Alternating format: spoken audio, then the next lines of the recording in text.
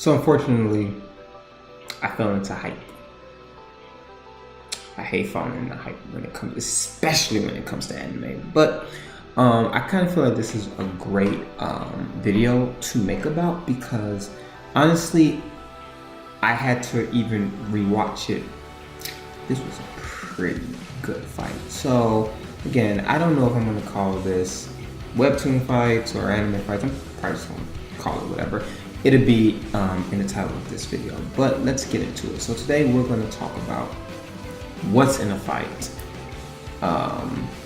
All Might versus All for One. One for All versus All for One, which is pretty amazing. But let's get into the fight. So for all of those who don't know, so Boku no Hero Academia is in their I believe they call it like raid villain arc or something like that, in which they invade the League of Villains in order to save Bakugo, because he got caught in the school training trip arc of the series.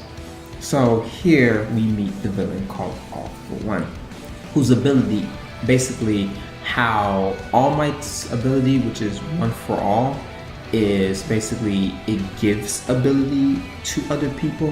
One for All is exactly the opposite, and the villain is able to take the ability and utilize other people's abilities even at their max abilities, which is kind of trending on me nowadays talking about this. But let's continue on with the fight. So One for All and All for One, All Might and the villain has some history.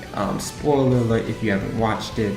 All for One killed All Might's boss, teacher. I forgot her name. I'm sorry. I'm really bad at names.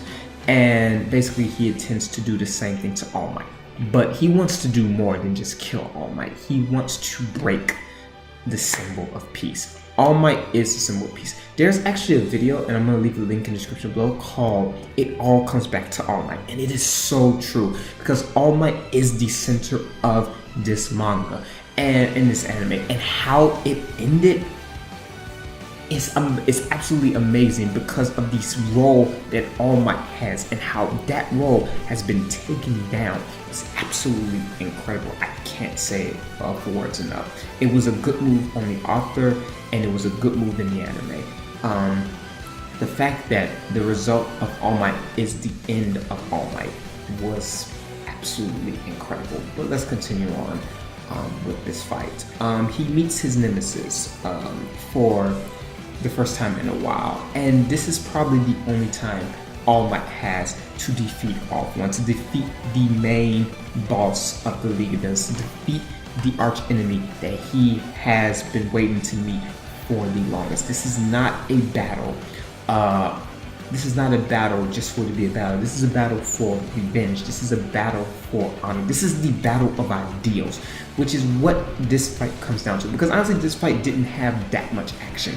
It was more of the emotional value. This was more of the conflict of ideals. One for All and All for One have extremely different ideals from one another. They think directly the opposite. And when these ideals clash, especially in a fight, you get something amazing. And that's exactly what this episode took. Both of them have clear-cut different ideals, and this is the battle to see which ideal is stronger.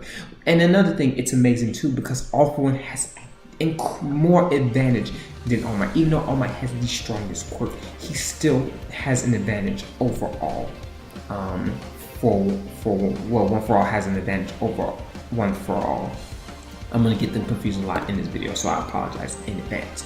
And it was just really interesting to see how strong like All Might was to overcome All for One, because All for One, again, he just had the advantage. And the purpose of this fight for All for One was to break down All Might's spirit. It was to break down the basically All Might's popularity. It was to break down the entire system, starting with All Might, because everything goes back to All Might, which again, I'm glad I watched the video. And so the fight was publicized, and so All Might is trying to come at his with his full power, but in this fight, full power is not enough because one